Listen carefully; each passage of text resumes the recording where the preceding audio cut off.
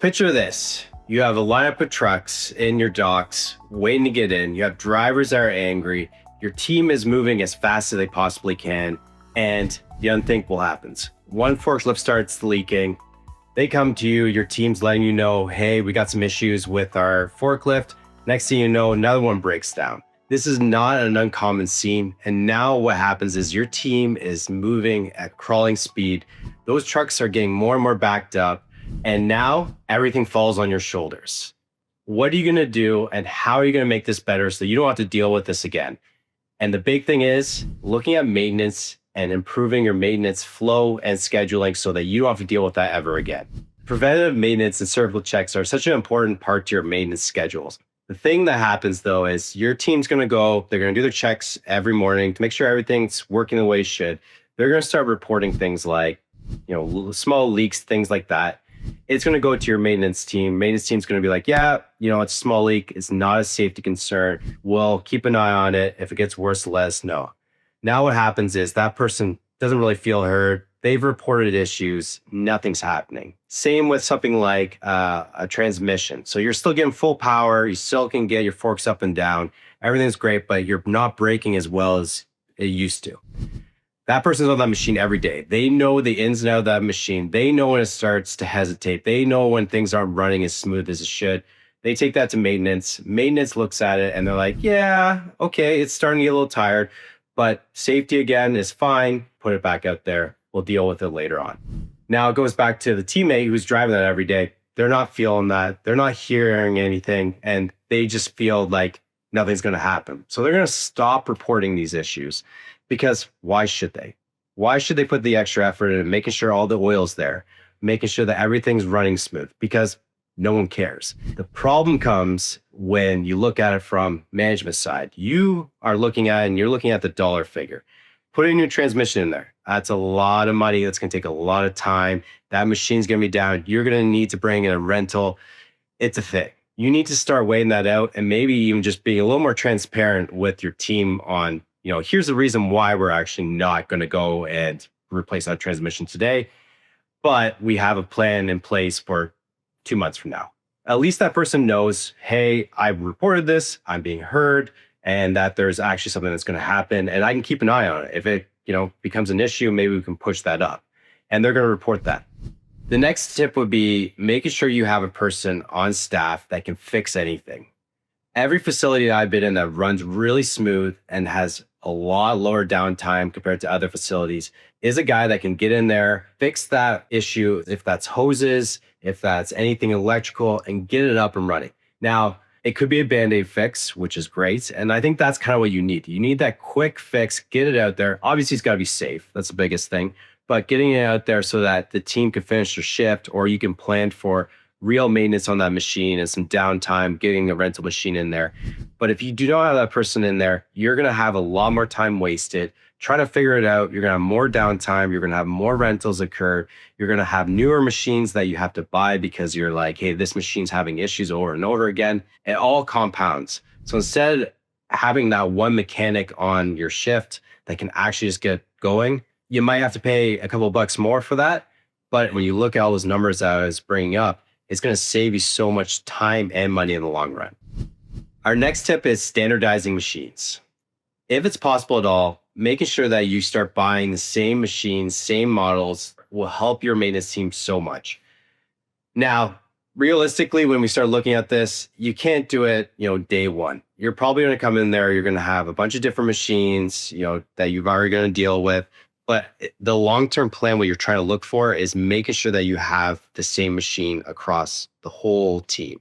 The reason why is not only does your maintenance team start understanding those machines a lot better, they understand the quirks of them, what those issues are, the first thing they should be checking and making sure that that's running smooth. The second, you can start getting more inventory on your side with these parts that can be switched back and forth. And worst case scenario, you have 2 machines that are down currently. One rolls in and it's down again. It's heat wave that you're dealing with. You can at least steal a couple parts to get 1 or 2 machines up and running and get them back on the floor. If they're completely different machines, you can't do that. You can't get that machine back up and going. That's worst case scenario. It's never an easy call on that one because you're going to harvest some parts and now you're going to have one machine that's really, really down or two machines. But at least you can get another machine going. Along with standardizing it, you're going to have the external mechanics that come in when you have big jobs. So, like transmissions, hydraulic issues, things like that. And you only have one company that you have to deal with. You can have them come in, they know your machines well. You don't have to deal with any other third party or different machines. You just know, hey, our machine's down. We call this one company. The pro of that also is your mechanics are going to be around when they're working on those machines. They're going to hear all the things that they tried, what didn't work, what did work, and they're going to have that waterfall trickle down effect of that knowledge from those mechanics. So having all standardized, it's just going to make your life a lot easier.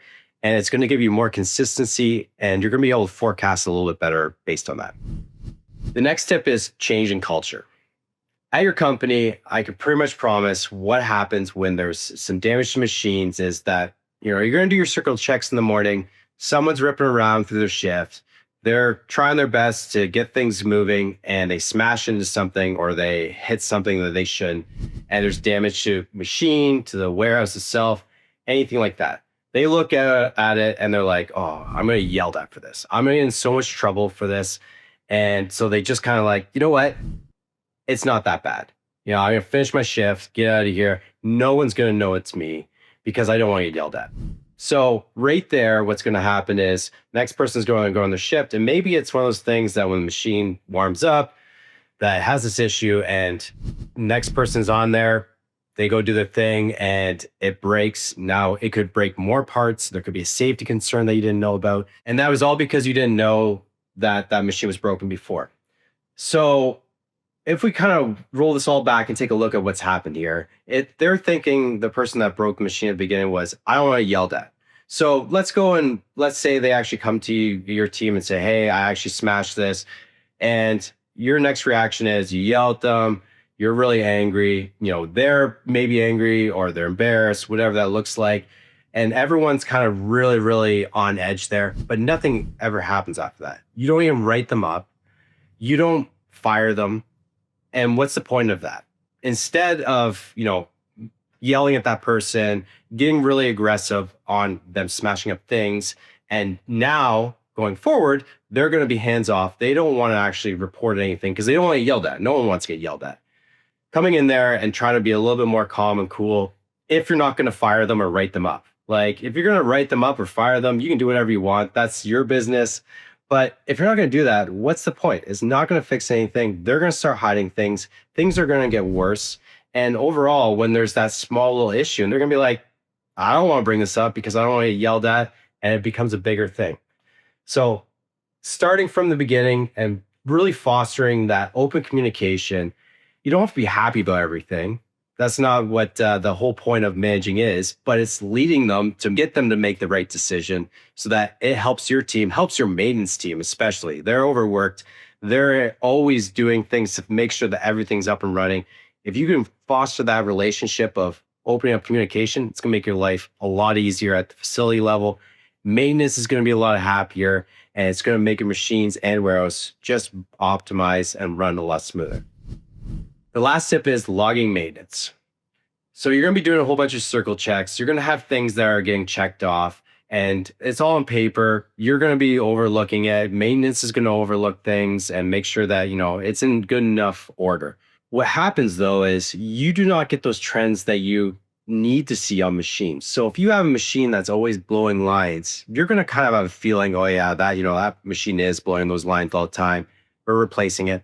But what's that cost at the end of the day? What's the cost of your maintenance personnel looking at that, collecting those parts, troubleshooting, downtime, that person who's supposed to be loading or unloading, now they can't do their job. Like there's a lot to it. And then on top of it, the communication that has to happen between you and your maintenance team of what we're doing here.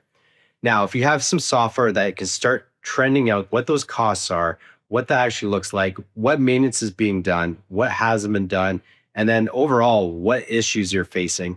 It's going to make your life a lot easier because you can start forecasting when do we need to look at getting rid of these machines. The bonus of all that is accountants going to love stuff like that because they have their amortized amount on machines. They know when that machine is worth nothing to the books or when they need to get rid of it.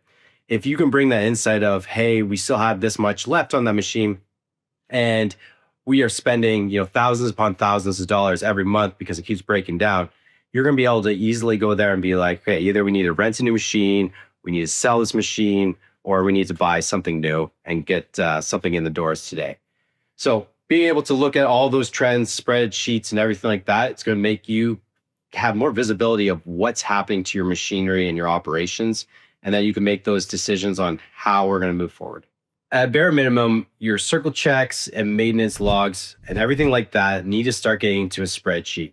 If you can get a piece of software in there that's going to help get more efficiency, make it easier for your team to actually get that information in there and less relying on someone to actually manually enter in that information, that's going to be a big plus. But getting a spreadsheet in there, getting that going is going to really help out that visibility part of it, making better decisions instead of just having, like gut feeling and figuring out, down the road a year that we should have got rid of that forklift or that piece of equipment 6 months ago. If these tips helped you, I have a whole bunch of other tips on efficiency in my next video.